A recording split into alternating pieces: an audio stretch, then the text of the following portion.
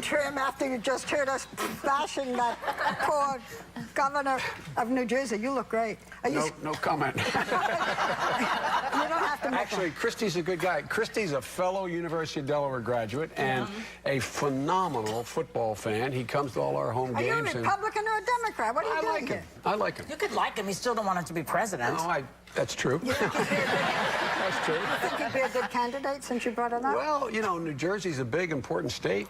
He's at the top of his game right now, and our Republican friends seem to be sort of What do you think not of satisfied. Michelle Bachmann, Rick Perry, who else is there, Romney? Huntsman. Yeah. What do you think of them? Well, look, I think all of them, with maybe the exception of Huntsman, have the same sort of value set. They think that the way to move the country forward is in a fundamentally different way than we think to move it forward. So I don't see a lot of difference in terms of, like, for example, Social Security. You know, they're beating up Perry for saying it's a Ponzi scheme, but yet everyone else in that stage wants to privatize it.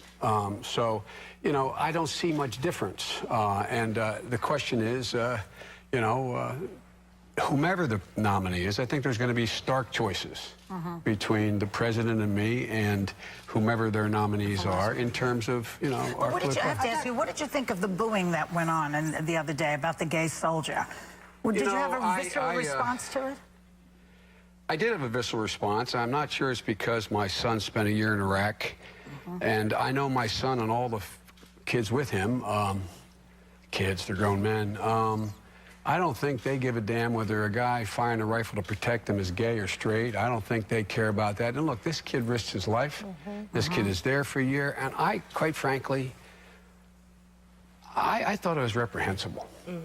Right, and no one spoke up. That entire panel, not one person said anything.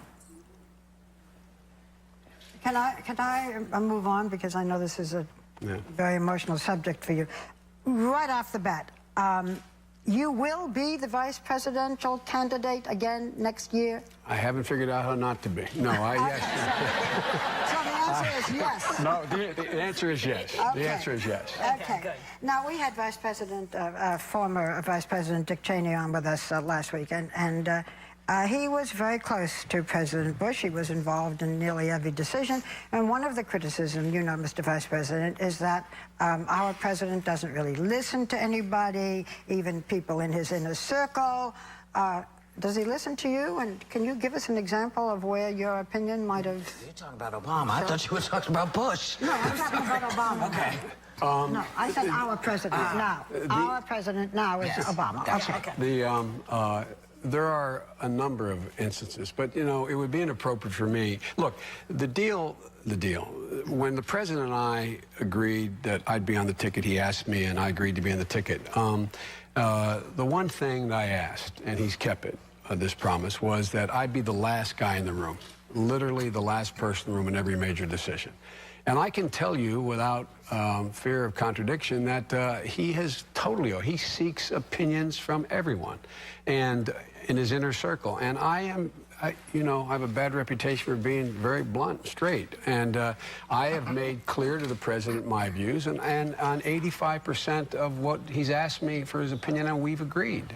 So I find a guy who, look, I've been there for 8 presidents. There's only 2 that I knew who seemed totally prepared to listen to an alternative view.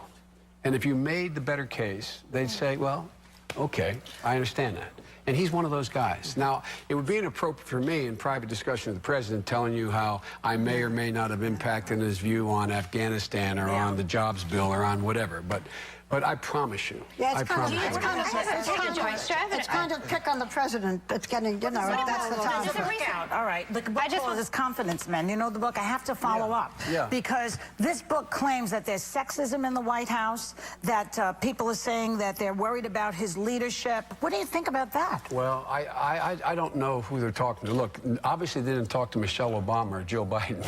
Right. Because if there's sexism in the White House, the person engaging in it is in trouble. level. But look, I'm not suggesting that there's not some instance where a staffer thought that they were not treated well. But look at the high-ranking on my staff, on the president's staff. You know, 70% of the high-ranking people on my staff, from my communications director, my policy advisor, you know, they're all women. And I literally, when this came out, I asked them. Right. Have they seen it? And nobody is aware. And by the way, that quote was, but for the president. I don't get that. I mean, I look at the people around the president, and I don't see any of it. Okay. I saw you really went to put your hand, you went to put your hand on Joy's leg, but you took it off. You stopped. Anytime, that would have been Our next hot topic. My leg is your leg. My leg didn't look as good as your leg. Leave it alone. The vice president is going to stay with us because, not just because we wanted to get his political opinion, but he's doing something extremely valuable for the young women in this nation, and we want to talk about it. Stay with us. We'll be right back with the vice president.